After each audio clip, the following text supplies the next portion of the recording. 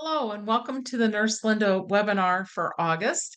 It's lovely to see you. I hope you're managing your health well in all the heat that we've been having and the storms and the floods and everything that's going on. It seems like there's some kind of weather problem every time we come on board. So I just like to remind people of that. My name is Nurse Linda. I am a lightly pigmented woman and I have brown hair, which doesn't show up too well on the screen, but there's some silver streaks that have been highly earned in that hair. So I'm proud of them. They're going to be there. I wear flesh colored glasses, and today I have on a burgundy top, although I think most of my lower body is cut off. I think you just see my head and neck pretty much. But anyway, here we are all together. So I welcome you here with me today. And I've gotten a lot of questions this month with people who are wondering if they're having recovery. And I thought, wow, I don't know what's been so special about August that people are writing in, could this be recovery? Could that be recovery? If you are getting new movement and you can control that movement, and so you can move your hand on command or you can move your toe on command or something, that is recovery. Some nerve has recovered and some message is getting through to your brain. Now, if you can't control it, if your muscles are jerking or spasming, that's probably tone or spasm, but it can be the start of recovery because there's two ways there's two ways the muscles work and the nerves work. Well, the primary way is messages come from the brain, they go down the spinal cord and they control all the body. So the brain does all of the major control, but there are redundant systems within our muscles so that your muscles are always slightly contracted unless you have paralysis and then they are without tone. So your muscles are slightly contracted. So like if I have my hand relaxed, you'll see that my hand has a curve in it and well I'm holding it at a funny angle so my wrist is curved too, but it if you just would have your hand positioned, there's a little bit of a curve to it because the muscles are pulling in towards the body. The muscles naturally have a little bit of a redundant movement where they're pulling in towards the heart. They pull in towards the center of the body. That's why you see people with strokes and their arms will be kind of, if they get contracted, they'll be held up against their body because the muscles want to pull in. So pulling towards your body is a little stronger than the muscles that push away. You have to use more effort to do that. So the muscles will want to contract, and they're trying to send a message to the brain that they're not getting any signal to move. So they're sending messages up to the brain. Your brain sends messages down. In the case of a stroke, the messages might be interrupted by some spot in your brain that's been injured by a stroke or a head injury. Or if you have neuromuscular disease, you could have injury in the brain and the spinal cord, or one or the other.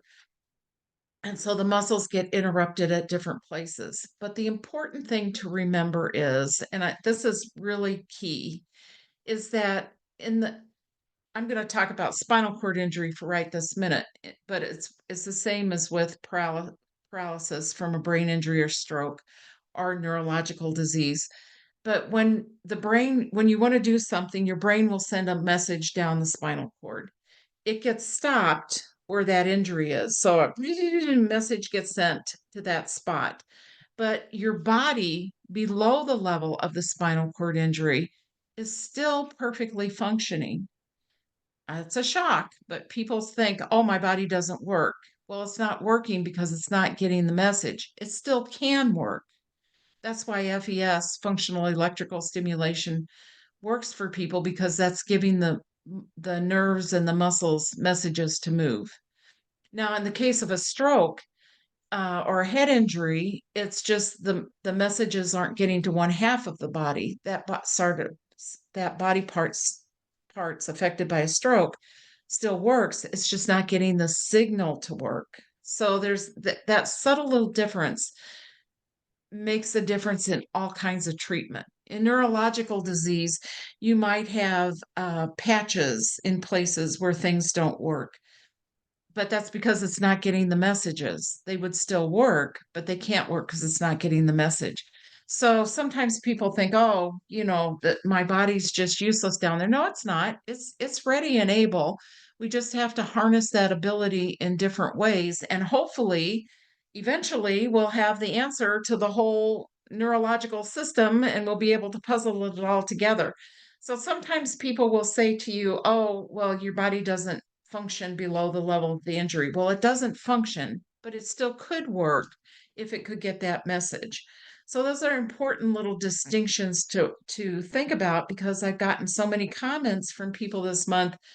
Oh, I'm able to wiggle my toe, or oh, I'm able to lift my arm and I couldn't do that before. Do you think this is recovery? If you're doing that because you want to do that, then that's recovery. So that's an important thing to know. Now, something that is absolutely false, but it still gets passed around because people will write to me and say, I'm over 2 years outside of my injury. And I know exactly what they're talking about when they say that because people used to say we know this is no longer true, but people used to say, well, if you haven't gotten any return in 2 years, you're not going to get any return. This is false. People can get return even 20 years afterwards. So, if I had the formula and could tell you exactly when this recovery would come, it's different for everybody. Everybody's body's different, everybody's injury is different. So there's really no way of predicting. But the reason why they would say 2 years is because that's how long in years gone by, that's how long researchers studied paralysis. And they would study it for about 2 years. Oh, you're not getting any recovery. So after 2 years, they'd say, well, you're not going to get any more recovery. But we know that that is false now. People get recovery all the time. Christopher Reeve used to call it his party trick, where he had his index finger, he could move on control, just like about this much. And you would think, oh, well, that's cool. But what good does that do? Well, it was enough that he could use a little pad to control his wheelchair and drive around. And he would practice that and could do that. Now, you never saw him doing that out in public because public image is his livelihood as being an actor and in the theater business. And so you never saw him doing that because he would be afraid that he'd maybe get a spasm in the middle of moving it, and then it would jerk around and it would it wouldn't look right to people, and they'd say, well, that's not working. But it did work. He could do that. And so you never know. Sometimes people will get a little movement in their toe, and if you see your toe, just one toe twitching by itself, kind of look down there at that toe and think about your mind. Toe move, because that twitching toe is sending a message up to your brain, to wherever the injury is in your head or in your spine, and it can't get through. But the toe's sending a message. I want some feedback. I want you to tell me what to do, brain, but it can't get that message. So if you think about it, you're sending the message down while that message is coming up, and it's trying to make that connection. So it's an important thing to do. It's a little exercise to kind of help yourself along. And of course, if you know me, movement in your body, if you can provide movement or have somebody provide movement to your body, think about it while they're moving your leg. Think about it while they're moving your foot and try to make those connections because it really does make a difference when you try to put it all together for yourself. So, on to the questions of the day. And our first question, we get lots of questions about people who are looking for funding. And our first person is they want to buy an accessible van, but insurance won't be covering it. And no, insurance does not cover accessible vans because those are luxury items. I have problems with funding issues. I think everybody should have what they need to, support their life. But, I'm just a person of one. Now there are others like me out there, but, we kind of get together and we work on that political advocacy to try to improve things. But insurance won't be covering it. So actually, there's some information from the foundation about getting access to equipment and different kinds of things. So that's important to keep up with that sort of thing. You'll see it coming up in the It's up there. Zach has it up there. Thank you, Zach has it up there in the chat box right now. There's a link to how to get different fundings of kinds of things. And so there's all different ways. There are organizations within your own community that will be happy to help you get funding for different things. Community organizations, be they religious activities or like the Lions Club or the Knights of Columbus or whatever organizations that people have, they love to do fundraising. If you have a child who's in school, sometimes the school will do a fundraiser to help people. We have a lot of that in our schools here, where the schools will have different fundraisers to help a child in the school that has been affected by some kind of illness or issue that's going on. And so, think locally. Now, you might call up one of these places and you talk to somebody and they say, oh, no, we don't do anything like that. Or, well, no, we're just not really interested in that. Don't let that dissuade you. Call up somebody else. Call up somebody else in that same organization. Try to build a grassroots kind of operation. Some people will go on TV. Some people are more private and they don't want to do these sort of things, but some people will go on TV and they'll do a public story about somebody who's having difficulty. I know people who've gotten FES bikes. I know people who've gotten wheelchairs, ramps to their houses where the community has joined together to put together funding. And then also look at different organizations that fund uh, different types of equipment and those kinds of things. So there's a lot more detail in that fact sheet. But anyway, you can find funding, but it's some energy and some work. Some people want to go online and they'll go to MyFundMe, and you need to be careful about that because that can affect your Medicare because that funding now is income for you. And so be careful, be cautious about that. Know what you're getting into. You don't want to fund yourself a new van and then your Medicare goes away because suddenly you've got this big influx of income. There's a group called Help Hope Live, and I refer a lot of people there because they have a mechanism that they will help you fundraise. They have professional people who write your story. It's your story, but they write it professionally, and they will help with your fundraising. The money that is raised then goes to the organization, but then the organization gifts you with the item. So you get the item that you want, but it doesn't affect any of your financial income. You've received a gift. Now, talk to them directly, Help Hope Live. They can explain it a lot better than I have. Then they've explained it to me a couple of times, but I thought, yeah, this is really reasonable. I know a lot of people have used it and have loved it. I endorse nothing, but I'm just telling you it's one of the places I know about.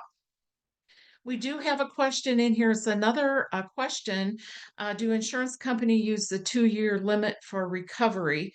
It depends.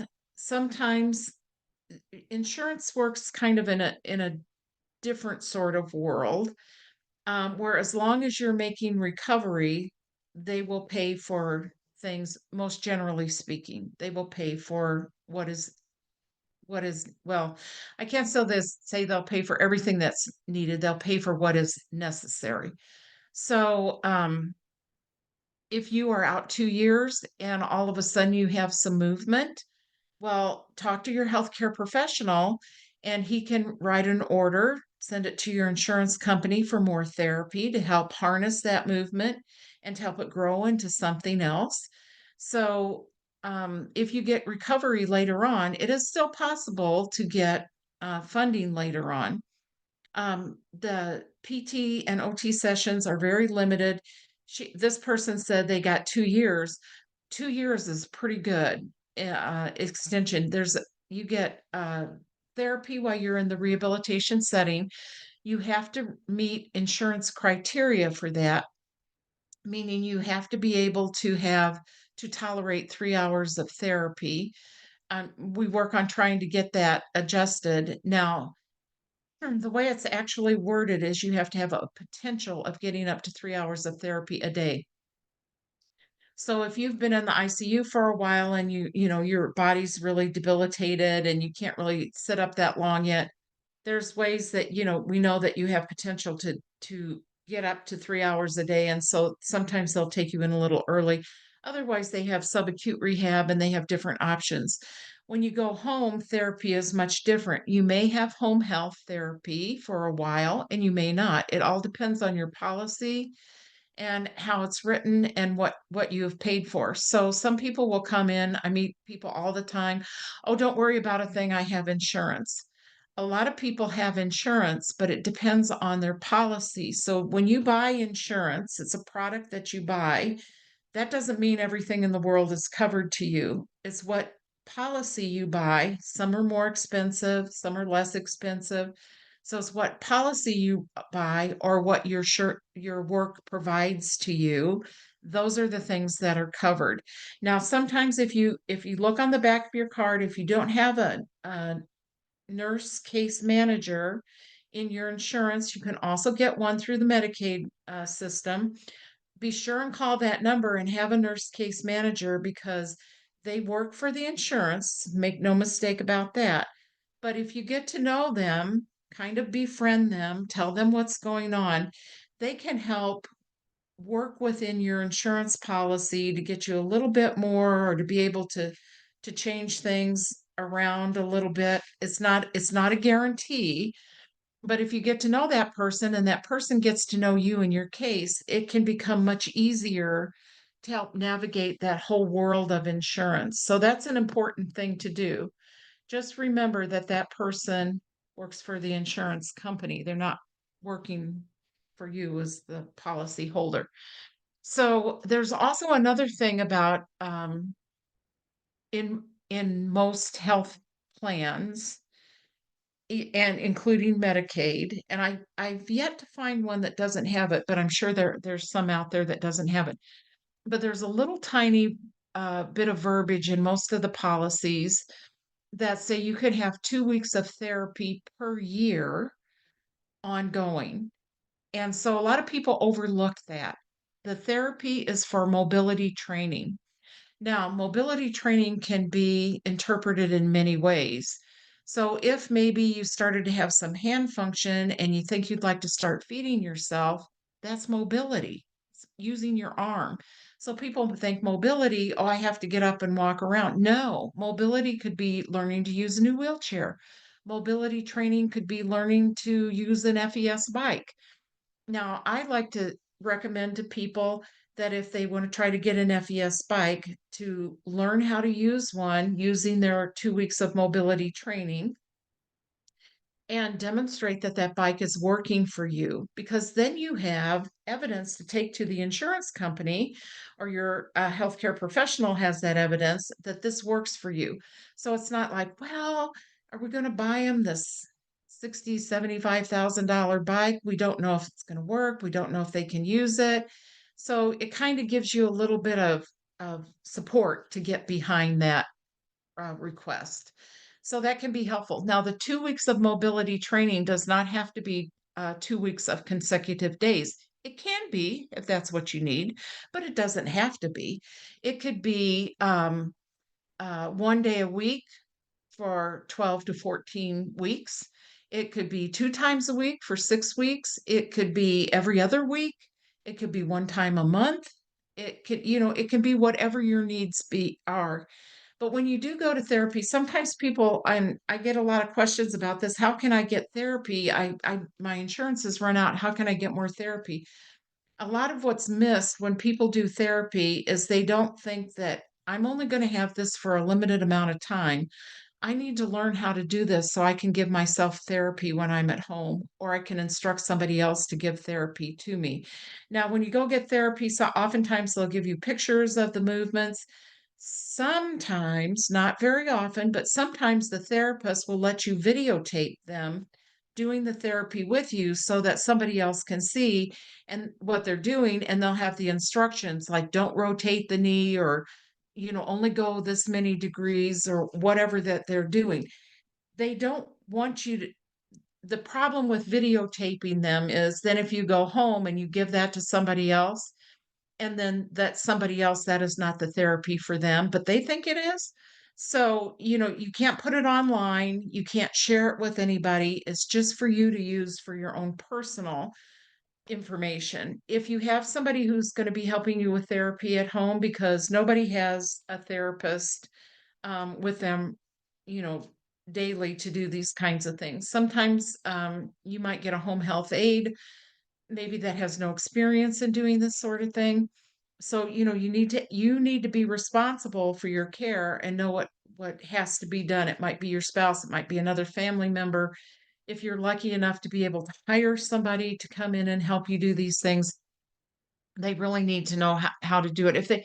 If they can, they can go to therapy with you and observe there and what that therapist is doing. So that's always an important option, is to record that some way, have a photograph or something so that you can see what needs to be done when you're at home.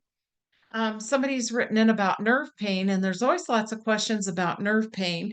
Nerve pain is a special kind of pain, and a lot of people will think, oh, I have pain, I'll take some Tylenol, or I'll take this or that or the other thing. Nerve pain is a different animal. There's several different types of pain. There's post-operative pain, that's treated one way.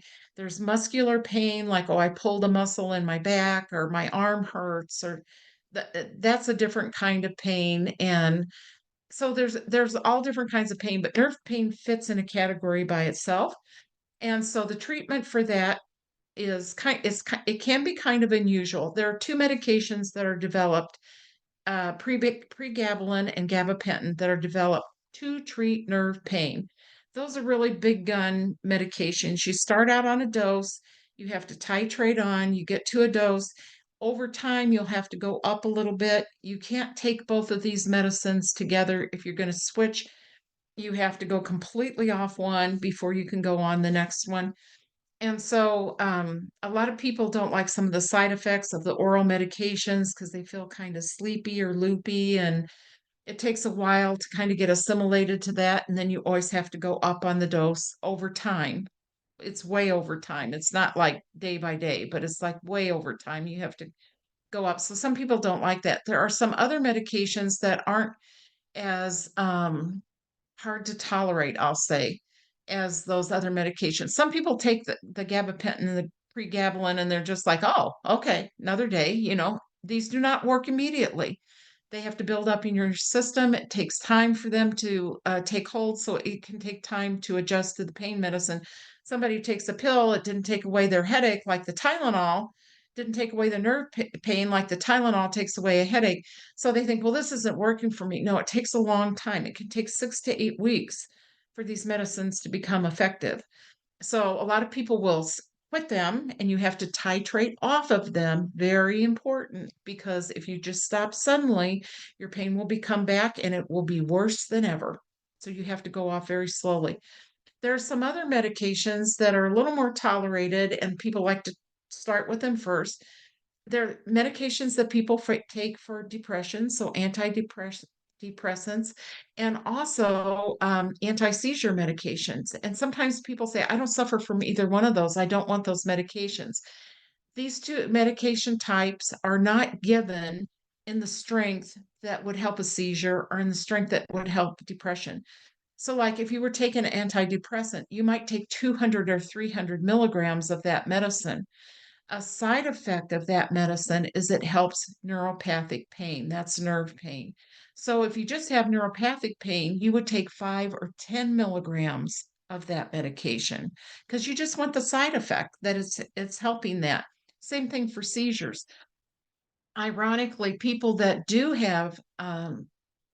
take medication for depression, that do take medication for seizures, if they later in their life have something that would cause them to develop neuropathic pain, they don't develop it because the medication that they're taking is already has it under control before it even starts. So it's because it's a side effect of that. Peter asked, does acupuncture work to treat nerve pain?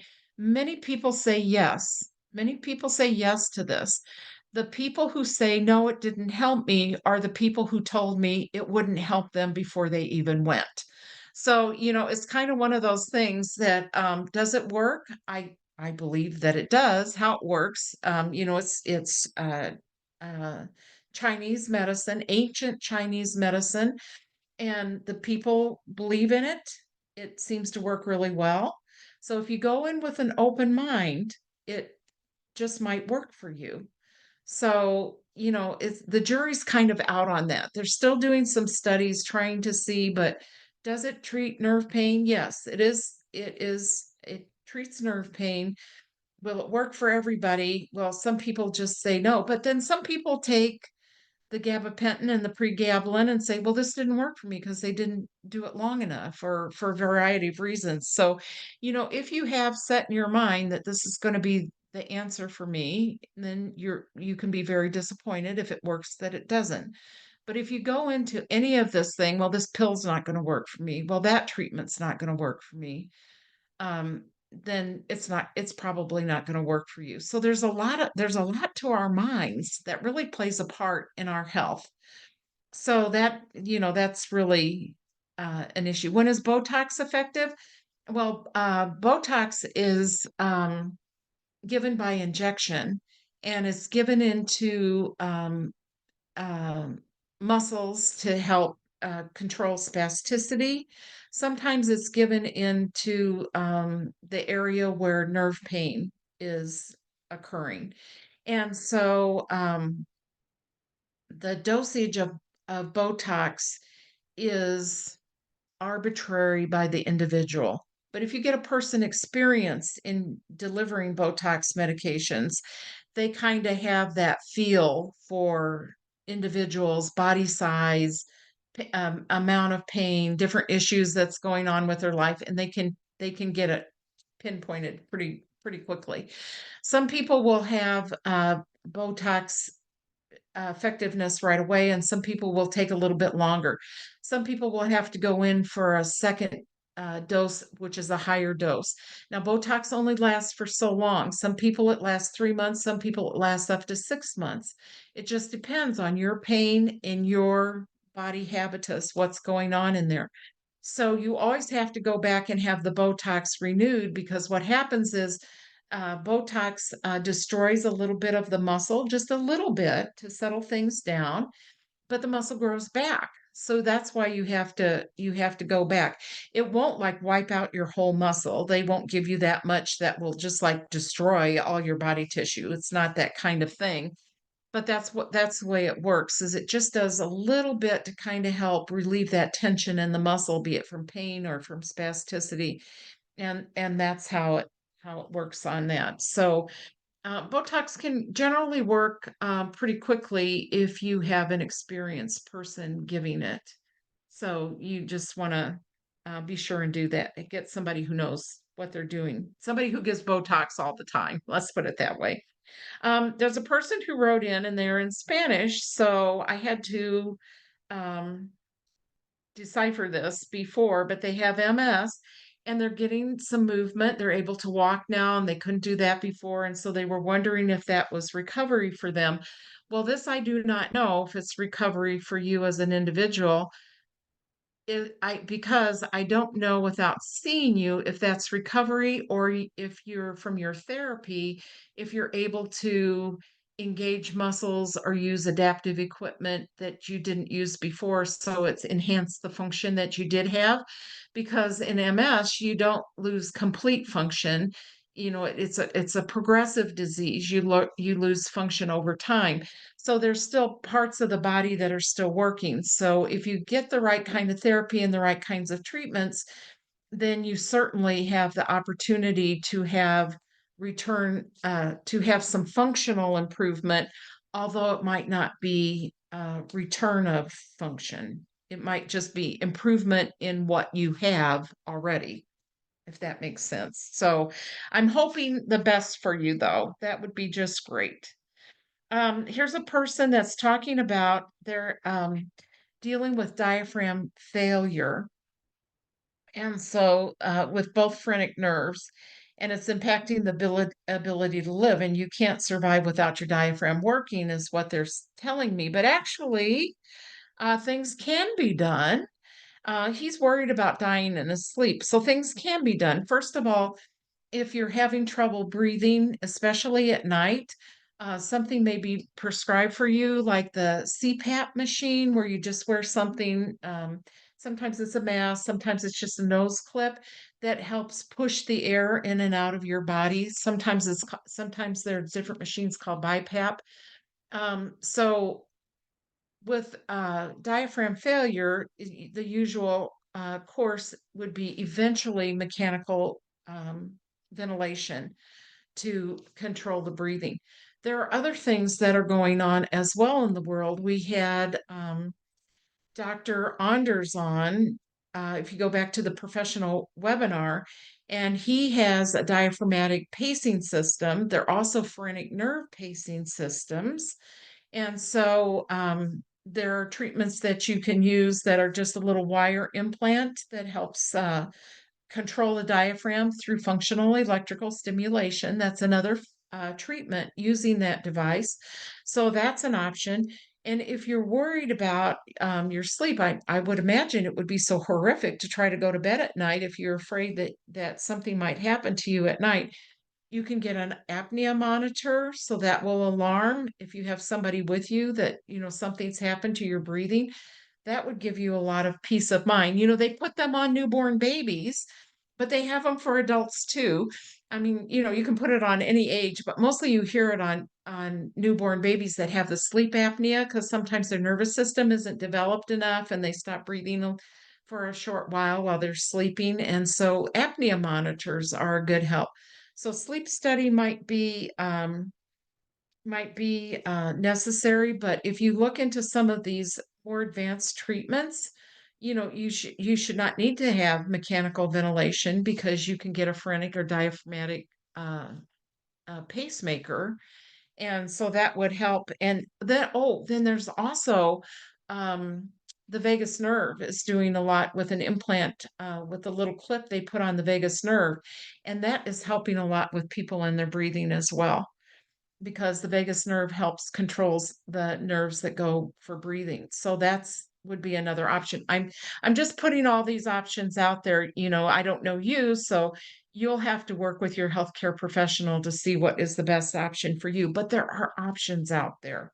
So, I don't want you to be like, oh my gosh, because that's why I would be. But and we all get that way, with our health issues. So there are treatment options out there for you. Somebody wrote in they are having bladder stones. They've started medications and bladder irrigation, but they still are having bladder stones. And are there catheters that are easy to use with minimal packaging? Well, probably the easiest catheter to use is the straight catheter because it just comes in a package. You just open it, leave it on the packaging. It's the standard catheter issued. You just drop some lubricant on there. Be sure your hands and your urethra are clean, and then you put the catheter in. So there's not a lot to do with that. There are a lot of new catheters that are out, and everybody always wants the new catheters because they're so fancy and they're so slick, and they do a lot of things. Like there's one that comes with a catheter in the drainage bag, and they call it it's self entry because you never touch the catheter. So you put the drainage bag opening up to the urethra and then you thread the catheter up through the bag. That can be cumbersome if you don't have good hand control. So that is one of the options, but the straight catheters that just go right in, you really want to, those are probably the easiest of all to use. And you can use them when you're sitting on the toilet. Just let the urine flow into the toilet. Don't let the catheter touch the toilet or dangle in the water in the toilet. But most people will eventually learn to just catheterize on the toilet. Then you can just throw it out. You can go in a public bathroom. You can do whatever you need to do. For women, they have shorter catheters that are about 6 inches long. And so you don't have all that, men need a longer catheter because the anatomies are different. But for women, there's a shorter catheter. And so they just fit in your purse and they're just like, that long. And you just have a little lubricant there. Be sure you lubricate the catheter well when you're using it, no matter what kind of catheter you're using. Some catheters come pre-lubricated, some catheters come with, you know, antibacterial coatings on them if you have a lot of infections. I know somebody was looking for a catheter with a larger hole at the tip of the catheter for draining the urine out because they had so many stones and that would clog up their catheter when they were trying to use that. And so I usually the larger the size, the diameter of the catheter, the larger the hole is. But if you haven't if you don't have a large urethra, you don't want to use an oversized catheter. Sometimes men will use what they call a coude catheter. It has a tip that has a little hook on the end of it, kind of like this. And because if they have an enlarged prostate, that will help get around that. Now, I don't know if you could use a coude to, if that would help with stones, but I've been contemplating that a lot because of that tip being curved on there. It might have an advantage to positioning different inside the bladder that could maybe avoid some of those stones. I've not heard of anybody doing it, but I'm thinking of having some people try that and see if that would help because the stones are a problem. Stones form in some people, they don't form in other people. It's just kind of the nature of the beast. Drinking lots of fluid, if you're on an intermittent catheterization program, you can't just drink copious amounts of water. You have to stick to your fluid restrictions. But drinking clear water is the best. If you drink anything like sweetened sodas or energy drinks with sugar in them, or those specialized waters with the minerals and all those kinds of things. Yeah, somebody just wrote avoid alcohol consumption, caffeine, avoid nicotine, or any kind of inhalant that you're using. So fresh water is the best. Now, some people will say, well, I drink soda, but it has artificial sweetener in there, so that should be different. No, artificial sweetener can be a stimulant for bladder issues as well, not only for stones, but also for infections. So clear water is the best. Now, I'm not saying you can't have your cup of coffee in the morning because, some people depend on that and they might be using it as a supplement to their bowel program, but just use it in moderation. So I do see some people with like those liter bottles of soda and they're just drinking it all day. And I'm thinking, whoa, that is hard on your kidneys and it's hard on your bladder. So even if it's sugar free, that artificial stuff does not help as well. Many people don't know that when they smoke that the nicotine is coming out their bladder. That's why bladder cancer is the third most common cancer because of cigarette smoking. People, they think lung and then it's bladder for smokers. So if you have a spinal cord injury, you don't need that in your bladder as well. So some people say, well, I don't smoke, but I vape because vape is harmless. No, it is not. Vape has substances in it.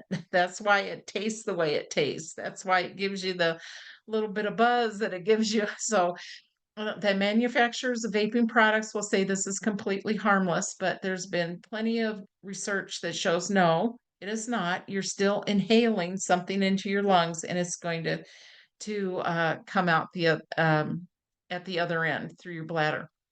What about adding slices of lemon to your water? Well, I love that because it's just so refreshing. Lemon, it doesn't seem to hurt anything. You wouldn't want to put in a whole lot of lemon because it is fruit, so it has natural sugar in it. But if you add a slice or two of lemon in your water, that doesn't seem to bother people.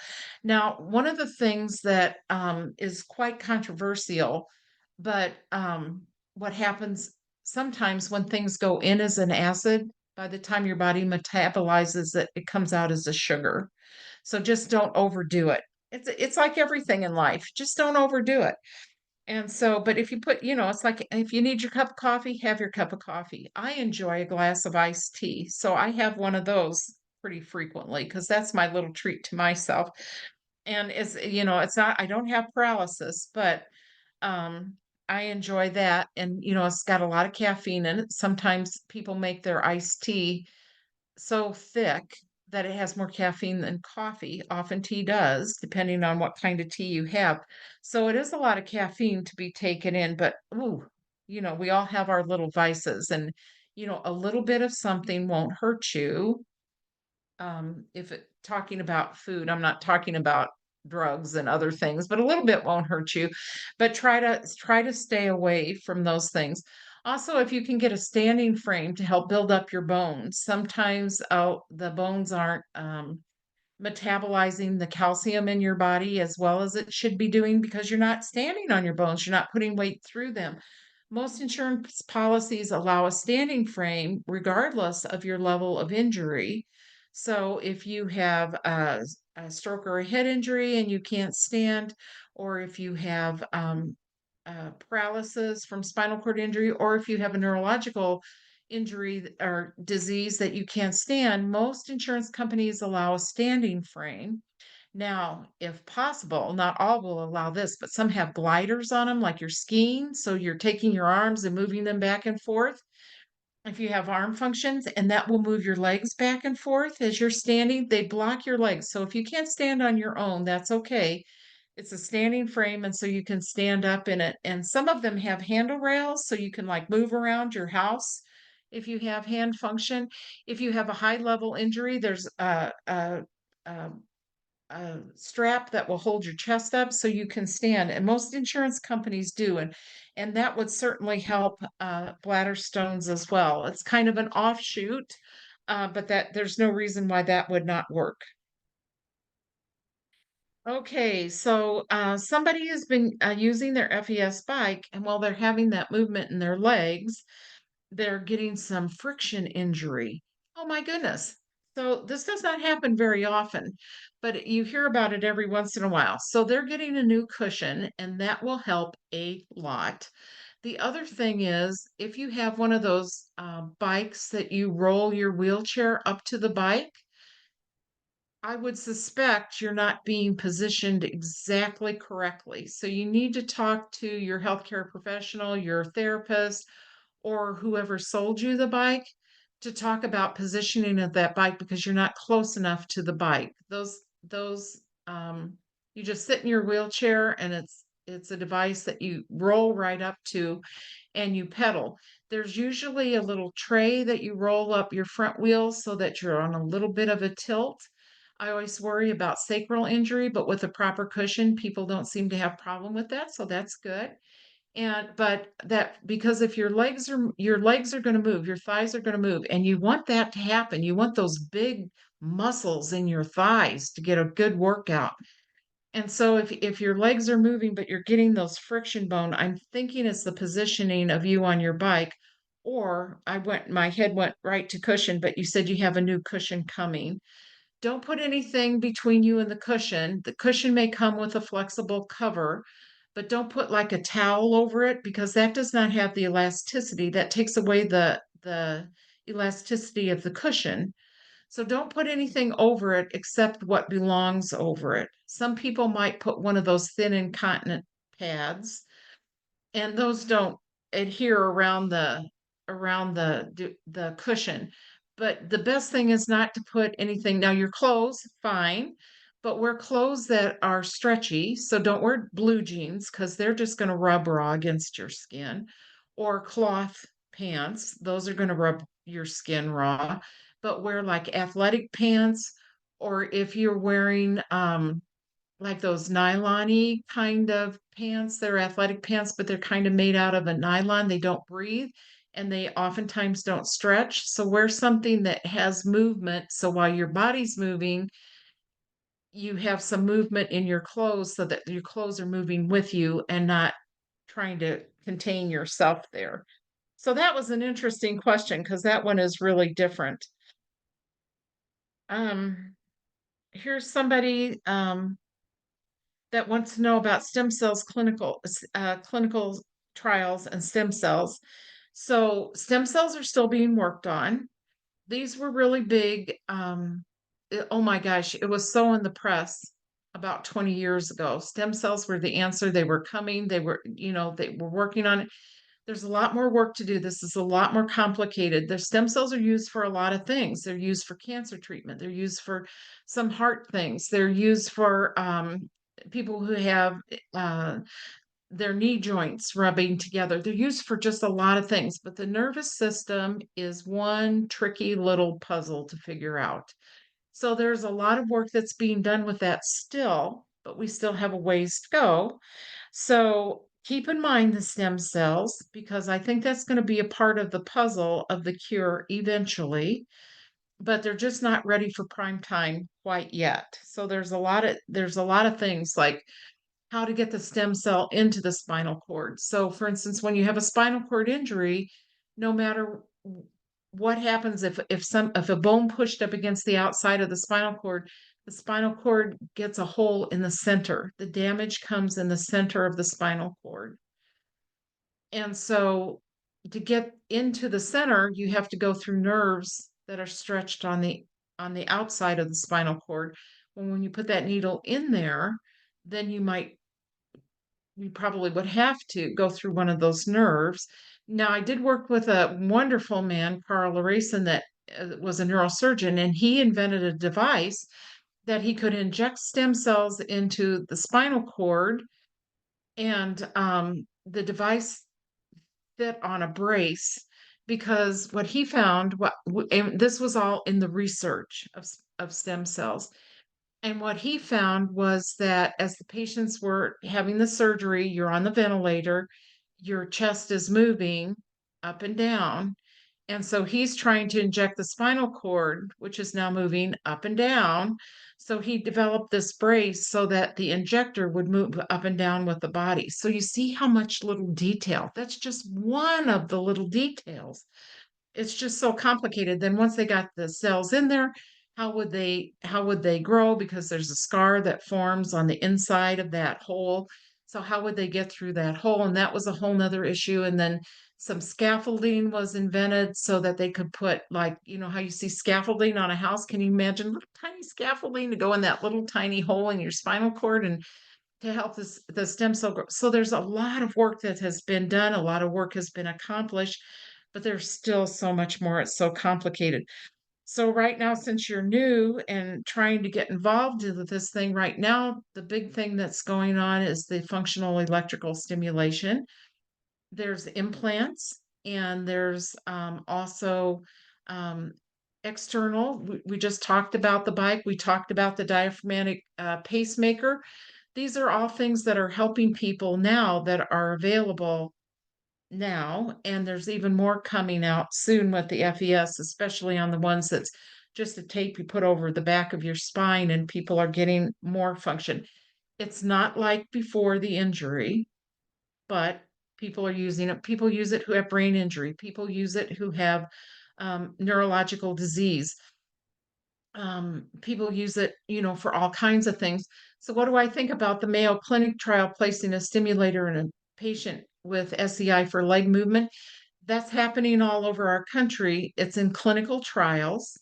So, but their implants, the way the FES started out was, well, it started before the FES spikes, but it came into popularity in the medical treatment of neurological disease about 20 or 30 years ago, and it started with the FES spikes. And people were seeing some improvement. People who have incomplete injuries tend to get more improvement than people who have complete injuries right now, but that doesn't necessarily mean that's the truth for the future because we're seeing more with the complete now than we did before. But anyway, it started with the FES bikes and then it moved into all these other things. If people who are hard of hearing who have a cochlear implant, that's an FES device. If you know somebody with a pacemaker, that's an FES device. So FES is really, like taking the medical world by storm, but is providing functional needs to people who need these things. So, if you get an FES device that affects hand function, and you can suddenly feed yourself, well, that's an improvement in people's lives. But anyway, it started out with the bikes and then it moved to implants. So implants are still a thing. They're still very much a thing where they're implantable devices that are currently on the market for bowel and bladder function, especially for people in those lower level injuries, the cauda equina injuries. They work brilliantly for that. You press a button on your abdomen and your urethra, your sphincter's open and you empty your bladder. You press another button, you have a bowel movement. So those are things that have been out now for a while that people are enjoying.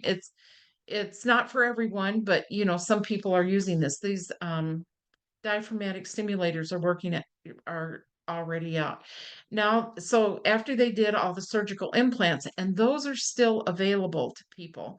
Um, in September, on the second Wednesday in September, we have a professional webinar coming up with Dr. Keith Kilgore, who's one of the instrumental people in developing at Case Western University these implants. They have a different model where they have a modular model. So if you want leg flat function, they implant something, and then if you decide, oh, now I want bowel and bladder, then they make a module that goes with that. So it's another opportunity for things to be able to get these kinds of things. So implants are going to be important for some people. Other people are going to be using this new thing that's coming out where it's a piece of tape with electrodes. You put it on your over the spine and it gives you upper body function. Different one gives you lower body function. Now, but by function, I mean some improvement in movement. It doesn't mean that you're getting up and walking across the floor. It's not like it was before, but people are getting enough that it's to their benefit and they're really wanting these. They're coming out. They're coming out. I always talk about they're coming out, but they are coming out. So it's just a matter of waiting now until we get that FDA approval. So what's the recovery timeline with someone with C3 complete spinal fracture? She's 2 months post-injury and soon completing inpatient rehab. So I wish I did have the timeline. Everybody's different. Every human is different. It's very funny. Everybody's body's different. So you think, okay, somebody had an appendicitis and they go in and they do surgery to remove the appendix. Okay, we know where it is, only sort of. It's in a little bit of a different location in everybody. It's not exactly the same as everybody. Paralysis, whatever the cause, brain, spine, disease, injury, you can be sitting next to somebody, have the same level of injury, have the same kind of stroke on the same day, on the same, everything's the same, but it's different. Your recovery will be different than anybody else's recovery. That's just the way things operate in that regard. So how long will it take? I don't know. A lot depends on age, a lot depends on their physical health, a lot depends on mental health, a lot depends on how eager they are to continue their rehab at home. If you're soon completing inpatient rehab, be sure you know every therapy you're getting in that inpatient rehab so you can do those things when you get home. Do not overlook the stretching exercises. People get home and they think, oh, this is so boring. And it's heavy work to lift up the leg that is paralyzed. It's heavy and it's hard. You have to ask somebody to do it. And then you're just laying there while they do this. And people, oh, I gave that up a long time ago. This is one of the simplest things you can do to help with your recovery because you're giving feedback to those muscles that are not working. You're shaking up your bladder, which helps your bladder program. You're shaking up your abdomen, which helps your bowel program. You're moving your body, which is helping your skin. So it just helps everything. It helps your immune system. Can you believe that? It's true. It helps your immune system to be moving your body. So these are the things that would be great to do. How to get more PT for a Medicaid patient? Again, look into that 2 weeks and then learn everything you can in those 2 weeks. And it doesn't have to be 2 weeks, one day after another, but learn everything you can in those 2 weeks because after that's over, you're on your own. Especially people think from other countries, write to me, I want to come to the United States because you have rehabilitation for life and all your care is paid for. And I'm like, "Hmm, I don't know what country that is, but it is not here." So I think anybody who's dealt with this knows that that's not true. You're kind of on your own in this, but keep up with it because in another year you can have 2 more weeks. If you plan it so that you do 2 weeks towards the end of the year, and then you take 2 weeks at the beginning of the year, you've got 4 weeks of therapy kind of all bunched together. So, think about, be creative and talk to your healthcare professionals, and they will have to write a letter of medical necessity. They will have to indicate what this treatment is for and those kinds of things, but that's the way you can extend your time. And I wish it could be more than 2 weeks. I really get a bee in my bonnet about trying to get more for people. It's just ridiculous that people with paralysis don't have more in regards to treatment like this. So here's somebody who's having a leg spasms now in their abdominal area, and they're sweating profusely, and they think it might be they think it might be. Oh, I thought they said it might be AD. It could be AD. But sometimes people with spinal cord injury, again, it's the nervous system. They're getting some kind of message. Some message is getting through, which is wonderful, but you've got this profuse sweating, which is horrible. And, so anyway, they're trying they said they can't get into their, doctors are not in. So I wonder, I get a lot of questions from Canada, and that healthcare closes in the month of August. They go on vacation, so there's only emergency things, I think. And so anyway, they're trying to get into their healthcare professional, but there are medications that you can take for this profuse sweating. And since they're having, these spasms, there are medications that we went over for, the Botox, and there's medicine that you can take to help control those spasms.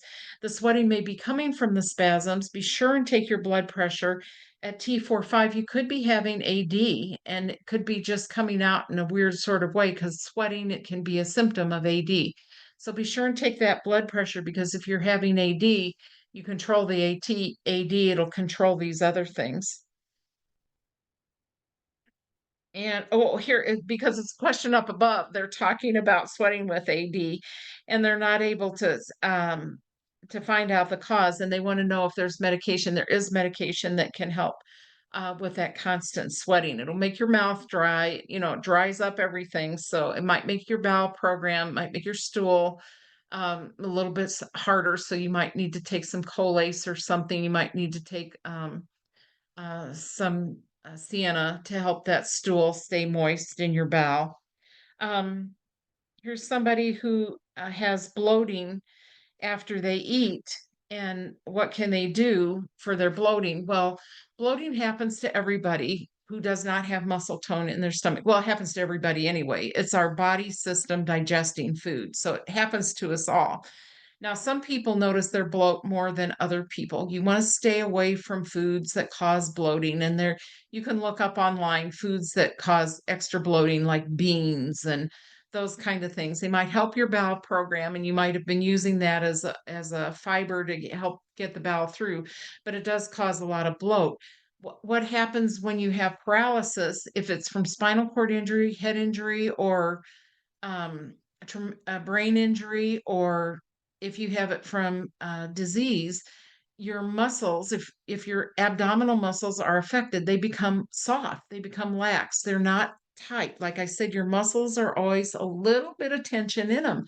If you have paralysis, your muscles are just flat. They don't have that tension anymore. So when you bloat, those muscles aren't holding in your GI tract, and that bloat is just uh, allowed to expand as much as it wants to. Normally, your muscles and the peristalsis in your bowel would expel that bloat as gas. The kid's book, everybody passes gas or whatever it's called. And so it would all come out in a different way. Or people sometimes burp if if you get a lot of gas in your stomach, people will burp. So this can be a problem. So trying to look at your diet and reorganize your diet, maybe you might need something to help your gut move a little bit faster. So those are different kinds of things that they can do. Okay, now we're gonna end.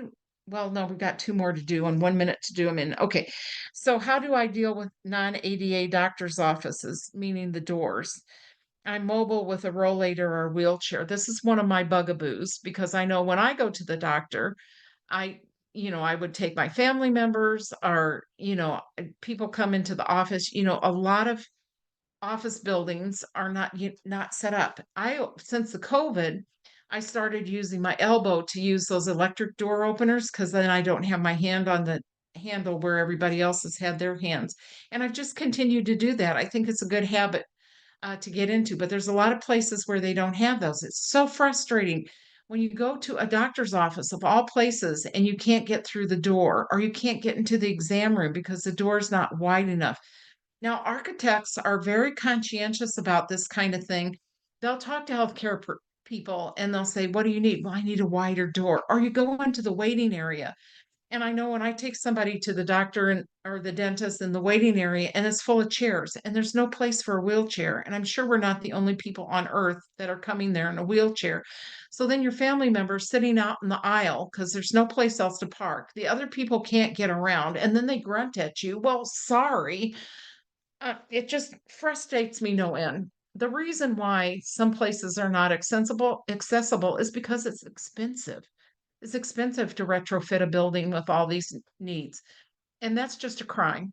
But ADA, there are laws, so you can report that office. There's historic buildings are exempt, but you can report that office if there isn't a ramp. The first thing probably before you want to take such an abrupt measure is to tell the doctor. Maybe he doesn't go out there and see that that's happening. Maybe it never dawned on him.